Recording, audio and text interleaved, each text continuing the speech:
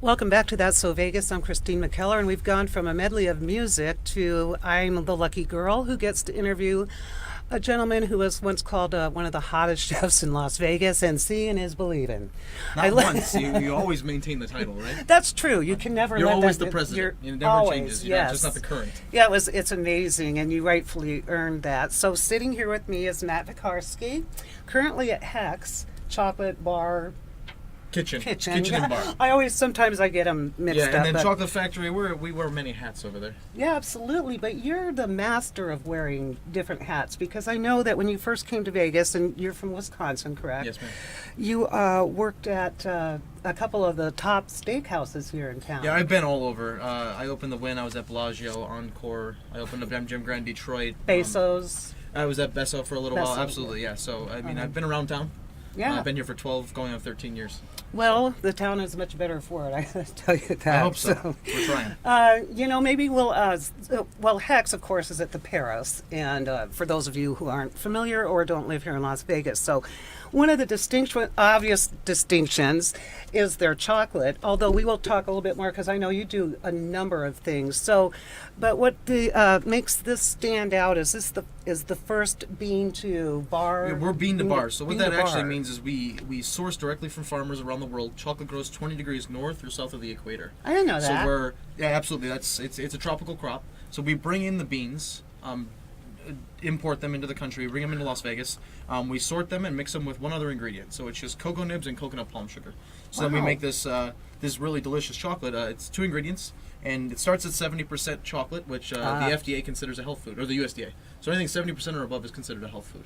Because of the dark chocolate? Is this Correct. It's the percentage of cacao. So anything Okay. 70% cacao or higher is considered a health food. So where does milk chocolate fall on that? Is that a whole different bean, or No, it's what? not a different bean. It's always chocolate, but milk chocolate is a little bit more of a different process. They add milk powders, vanilla, some stabilizers, things like that. We're dark chocolate. We're dabbling in milk chocolate. We have a milk chocolate line now that we only add a little extra cocoa butter to, and milk powder.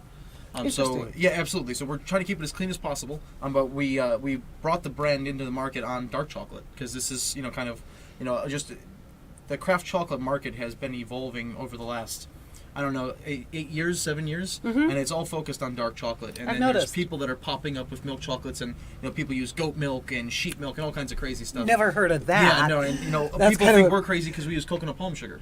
Oh. So coconut palm sugar is a natural sweetener. Okay, kind of like stevia or something Exactly, like that? absolutely. Okay. So it's from the flower of the coconut palm tree, and a low glycemic index, suitable for diabetics. So it's a very healthy sweetener. This is suitable for diabetics? 100%. That is amazing. Now, are these all different varieties of the same chocolate, or why are they different packaging? Everyone's different because we get them from different countries of origin. Oh, okay. So Peru, Tanzania, Ecuador, every country has a different flavor. Not just because of it's not like wine. Oh, it's like see. terroir. So the different varietals of cacao grow in different areas. If it's wet, if it's dry, if it's how it's processed. So all of our beans are fermented. So just like wine, chocolate has tannins. So we grind our chocolate, we age it for a minimum of 3 weeks to help develop those flavors. So commercially manufactured chocolates over roast because they want a consistent flavor.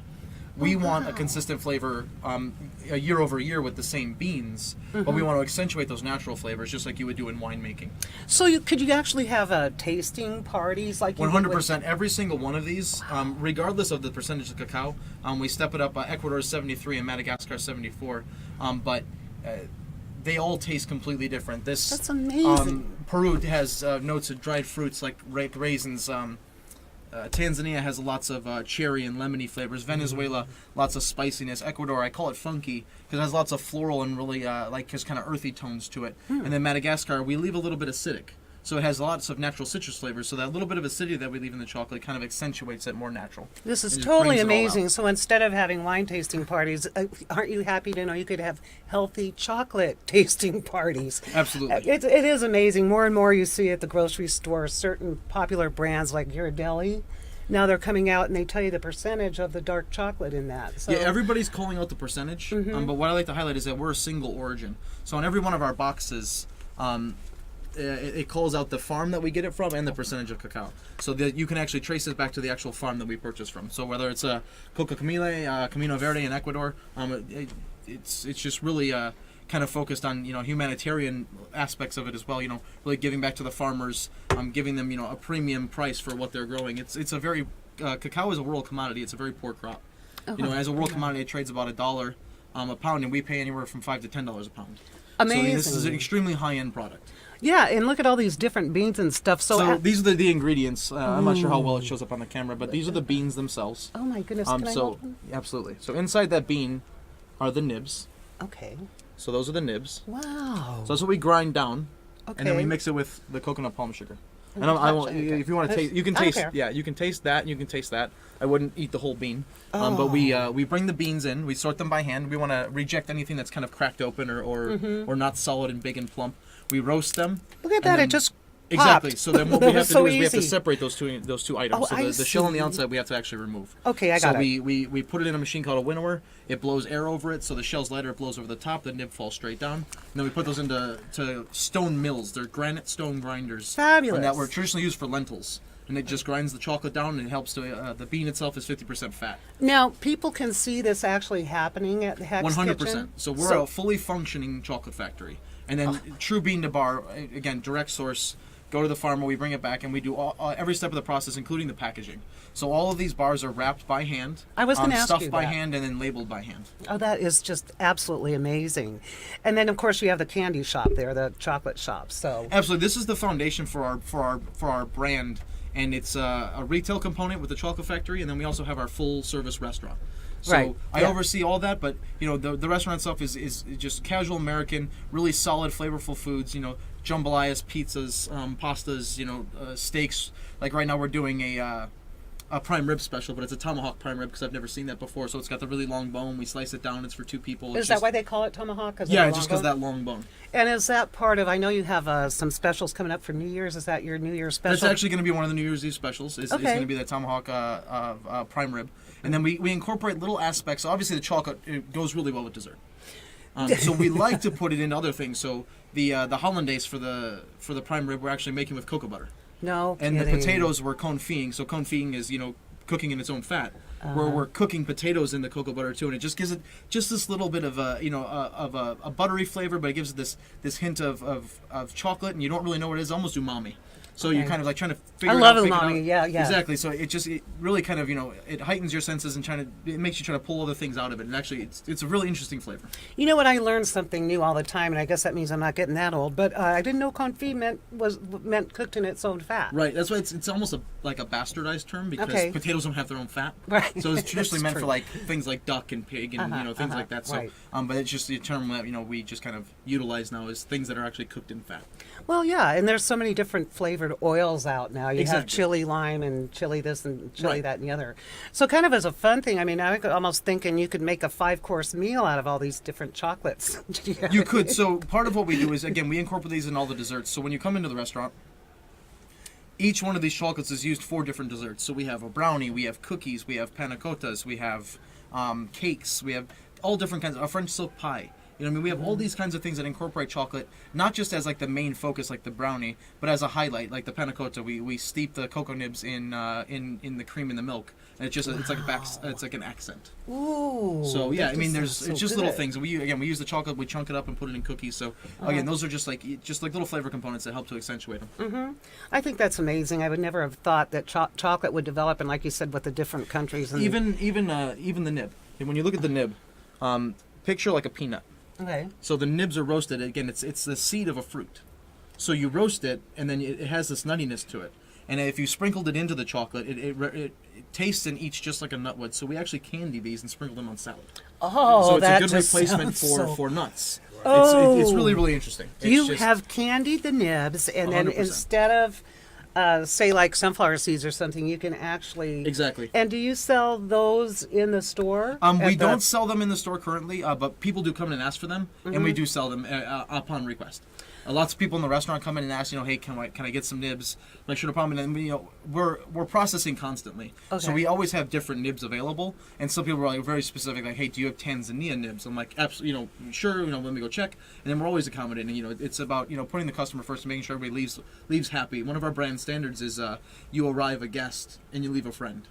So we want to actually create friends in the process. You know what I mean? And really kind of impress people and make sure they believe in what we're doing. And that's why the chocolate tours are given on our retail store. And we really want people to be engaged. So we sit everyone down. You taste all 5 origins of the chocolate, and now we have all 5 origins of the milk chocolate. So you taste the dark, you taste the milk, and then we have you walk through the factory if you want to take a tour. We explain every step of the process and kind of go through each individual nuance and explain, this is how we age, this is how we mold, and you get to really see everything. And it's only 1,100 square feet. Amazing. But we produce 30 tons of chocolate out of there. Oh, whoa. So 30 it's a tons lot. a week or? A year. 30 tons a year. I was going to say. So, yeah, it's a lot My of chocolate. brain. So it behooves us to be chocoholics anymore. 100%. Again, with all the health thing. And the interesting thing is that you package it there as well. You wouldn't think looking in the restaurant and everything that there was all that room there for you to do this. Yeah, was that the focus of Hex or primarily? I mean, it says kitchen, bar, chocolate in the...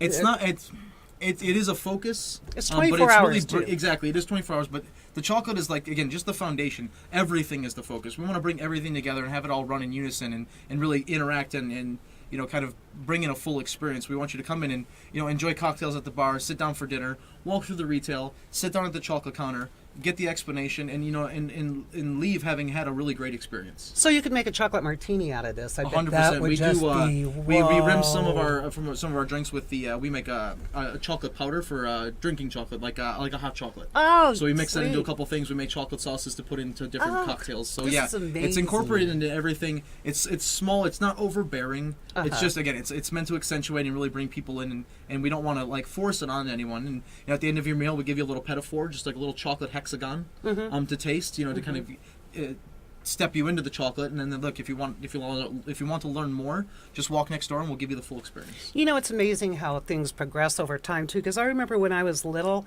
our parents would tell us you can't eat chocolate and don't drink sodas because it would give you pimples.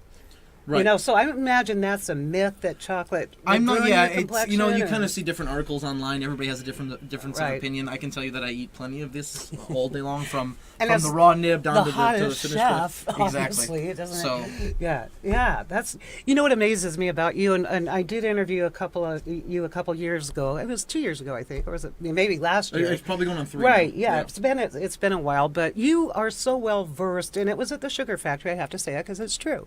But you are just so knowledgeable about all your products, all your your different venues and things like that. So how do you keep all that knowledge in your head? I mean, it's just it's almost amazing. regurgitation so consistently. Yeah. Because you never know everything.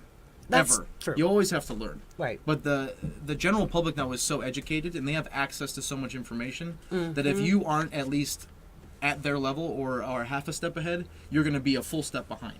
Yeah, that's so, true. Again, we have people that come in that are really interested in this product, and I have botanists that come in and want to talk to me about the trees and the fermentation. I'm like, listen, that's well above what I'm doing here. You know what I mean? Like, I'm just making chocolate. I'm having a good time. Sticking to my chocolate exactly. guns, I want to really experience this. But there's so many people out there that have so many questions, and you just try to be. Again, I'm not trying to be a know-it-all, but you just try to be as knowledgeable as possible, and then you actually learn from those people as well. When they're asking the questions, like, I don't know, let's talk through it. I had a doctor come through, and he wanted to know about the different levels of fermentation in the beans, because all of the beans are fermented.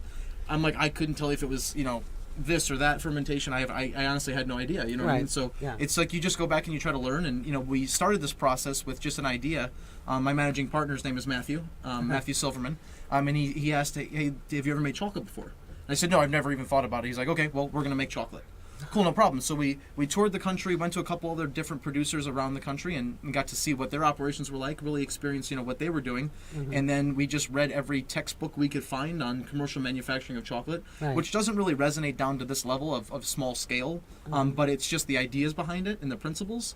and we learned as much as we could, and we just started doing it. It was trial by fire, just buying the equipment, throwing everything together, and seeing Right. what worked and what didn't work. Yeah, that is amazing. And again, I'm fascinated by that whole little kernel thing going on in here. A lot of that is true about even apricots and things. Inside the kernel is a nut. Is that correct? Yeah, there's all Not that the you know exact, everything. well, that's where all the fats come from too. Like I said, the bean itself is 50% fat. That's where you're getting Oh, all I the didn't know avocado oils and things like that. It's just like olive oil. They're extracting the Chocolate? right. Oil? So cocoa butter Right. is all you do is you take the chocolate, the cocoa bean, you grind it down. So chocolate without sugar is called cocoa liquor.